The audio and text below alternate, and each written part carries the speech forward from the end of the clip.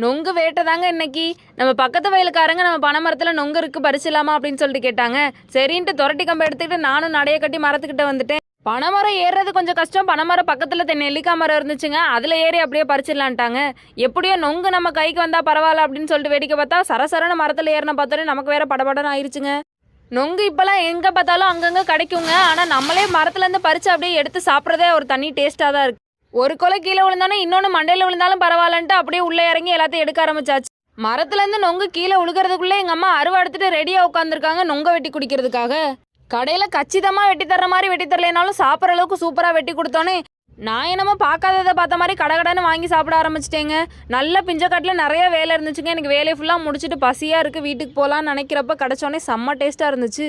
நீங்களும் இந்த சீசனில் நொங்கெல்லாம் வெட்டி குடிக்க ஆரம்பிச்சிட்டிங்களா? யார் யார் மரத்துலேருந்து டேரெக்டாக வெட்டிலாம் குடிச்சிருக்கீங்க அப்படின்னு சொல்லிட்டு ஒரு கமெண்ட் பண்ணுங்கள். பசியெல்லாம் அடங்கினதுக்கப்புறம் பசி வந்ததுக்கப்புறம் திரும்ப சாப்பிடலான்னு சொல்லிட்டு வீட்டுக்கு 2 எடுத்துக்கிட்டு கிளம்பியாச்சு.